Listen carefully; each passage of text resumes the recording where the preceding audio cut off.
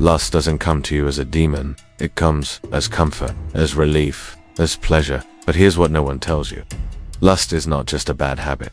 It is spiritual warfare. It's not just about watching the wrong video or doing the wrong thing. It's about what it's costing you. Your focus, your time, your energy, your destiny. The truth is, lust is designed to destroy you from the inside out. And if you're stuck in that cycle, fighting, failing, then promising yourself you'll stop, you're not alone. But you're also not free. And that's what this video is here to help you reclaim: your freedom, your purpose, and your identity. The spiritual warfare.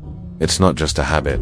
It's a battle for your soul every time you fall into lust. Something deeper is happening. It's not just you slipping up or being human. It's you being caught in a targeted spiritual attack. One that's not just meant to make you sin, but to make you forget who you are. Lust is Satan's oldest weapon. Why? Because it looks harmless. It feels harmless. It feels good. But that's the trap. Because the real damage isn't physical, it's spiritual. Lust separates you from God, drains your discipline, and dulls your purpose. This isn't about guilt. This is about war. The purpose behind lust. Why lust isn't random. It's a targeted attack. You have to understand this. It's strategic.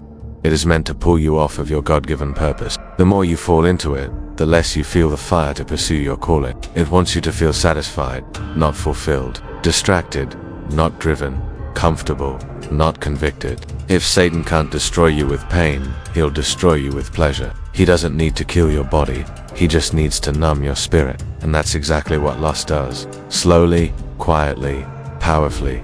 The false promise of comfort. It feels like stress relief, like escape, like safety. But that's a lie.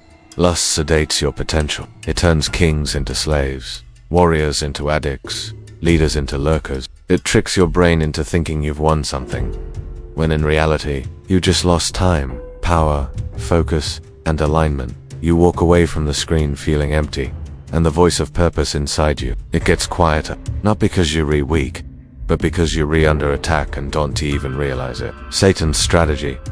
Just one more time. The trap of spiritual delay. This is how the enemy whispers to you. Just one more time. You'll stop tomorrow. You deserve a break. It's not that serious. It is serious. Every just one more time is another seed planted in your defeat, another step away from who God called you to be. Satan doesn't need you to quit. He just needs you to keep delaying. Because when you delay, you disarm your spirit. And when your spirit is disarmed, temptation wins every time. You can't win alone.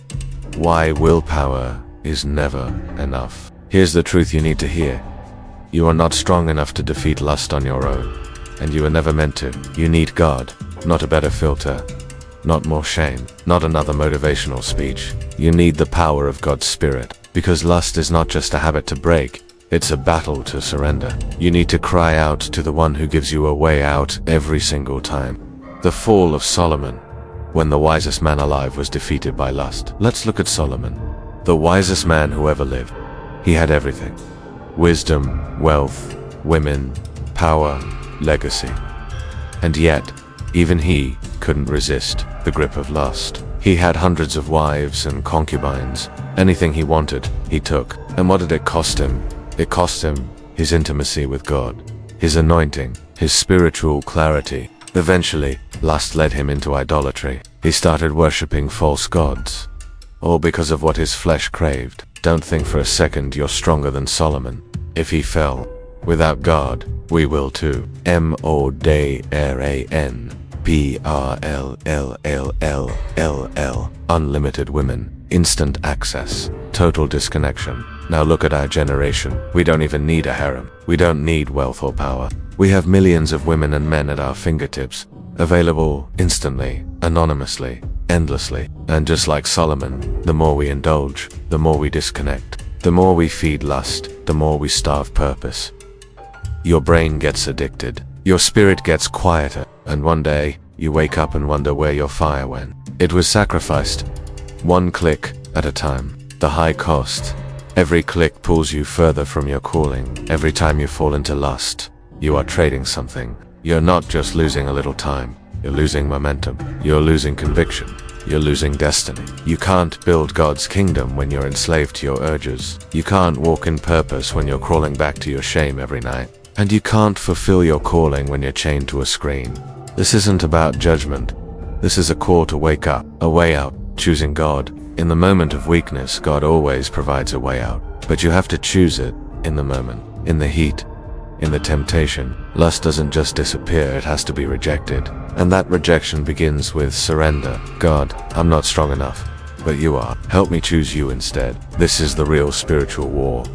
Not out there, but inside your mind and heart. And every time you choose God over lust, you're not just saying no to sin, you're saying yes to your future. The decision, the destiny waiting on the other side of discipline.